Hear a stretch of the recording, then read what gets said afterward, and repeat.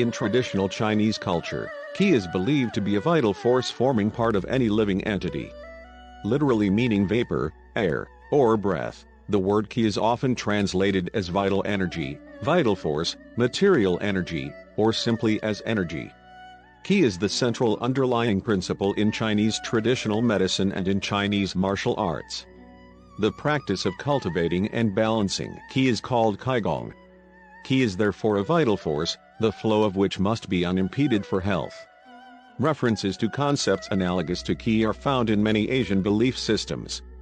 Philosophical conceptions of qi from the earliest records of Chinese philosophy, around 5th century BCE, correspond to Western notions of humors and to the ancient Hindu yogic concept of prana. An early form of qi comes from the writings of the Chinese philosopher Mencius, from 4th century BCE. Within the framework of Chinese thought, no notion may attain such a degree of abstraction from empirical data as to correspond perfectly to one of our modern universal concepts.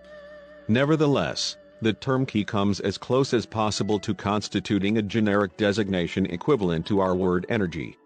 When Chinese thinkers are unwilling or unable to fix the quality of an energetic phenomenon, the character qi inevitably flows from their brushes. The ancient Chinese described qi as life force. They believed it permeated everything and linked their surroundings together. Qi was also linked to the flow of energy around and through the body, forming a cohesive functioning unit. By understanding the rhythm and flow of qi, they believed they could guide exercises and treatments to provide stability and longevity. Fairly early on, some Chinese thinkers began to believe that there were different fractions of qi. The coarsest and heaviest fractions formed solids, lighter fractions formed liquids, and the most ethereal fractions were the life breath that animated living beings. Yuan qi is a notion of innate or prenatal qi which is distinguished from acquired qi that a person may develop over their lifetime.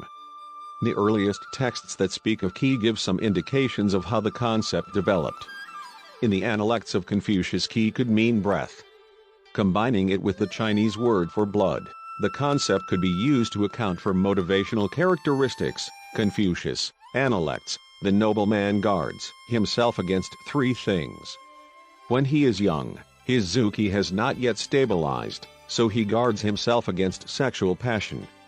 When he reaches his prime, his qi is not easily subdued, so he guards himself against combativeness. When he reaches old age, his qi is already depleted, so he guards himself against acquisitiveness. The philosopher Mozi used the word qi to refer to noxious vapors that would eventually arise from a corpse were it not buried at a sufficient depth. He reported that early civilized humans learned how to live in houses to protect their qi from the moisture that troubled them when they lived in caves. He also associated maintaining one's qi with providing oneself with adequate nutrition. In regard to another kind of qi, he recorded how some people performed a kind of prognostication by observing qi, clouds, in the sky. Mencius described a kind of qi that might be characterized as an individual's vital energies. This qi was necessary to activity and it could be controlled by a well-integrated willpower. When properly nurtured, this qi was said to be capable of extending beyond the human body to reach throughout the universe. It could also be augmented by means of careful exercise of one's moral capacities. On the other hand, the qi of an individual could be degraded by adverse external forces that succeed in operating on that individual. Living things were not the only things believed to have qi. Zhuangzi indicated that wind is the qi of the earth. Moreover, cosmic yin and yang are the greatest of qi. He described qi as issuing forth and creating profound effects. He also said human beings are born because of the accumulation of qi. When it accumulates there is life. When it dissipates there is death.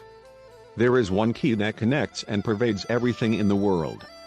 The Guanzi Sanei, Inward Training, is the oldest received writing on the subject of the cultivation of vapor, the qi, and meditation techniques. The essay was probably composed at the Jixia Academy in Qi in the late 4th century BC. Zunzi, another Confucian scholar of the Jixia Academy, followed in later years.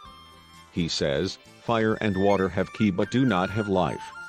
Grasses and trees have life but do not have perceptivity.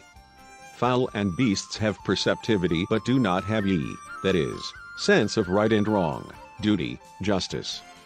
Men have qi, life, perceptivity, and yi. Chinese people at such an early time had no concept of radiant energy, but they were aware that one can be heated by a campfire from a distance away from the fire. They accounted for this phenomenon by claiming qi radiated from fire.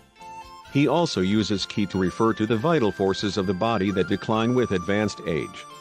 Among the animals, the gibbon and the crane were considered experts at inhaling the qi.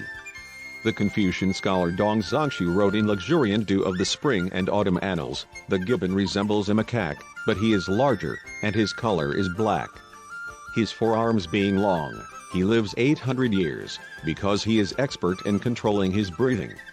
Later, the syncretic text assembled under the direction of Luan, the Huainanzi, or Masters of Huainan, has a passage that presages most of what is given greater detail by the Neo-Confucians. Heaven falls as the formless.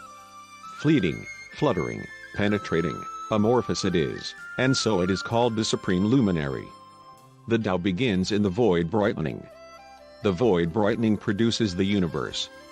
The universe produces qi. Qi has bounds. The clear, yang qi was ethereal and so formed heaven.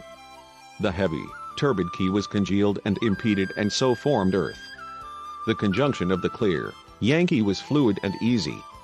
The conjunction of the heavy, turbid qi was strained and difficult.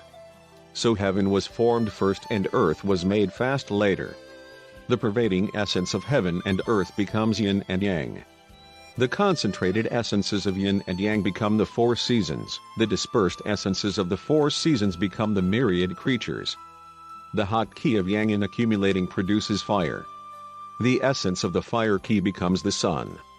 The cold qi of yin in accumulating produces water. The essence of the water qi becomes the moon. The essences produced by coitus of the sun and moon become the stars and celestial mark points. The end.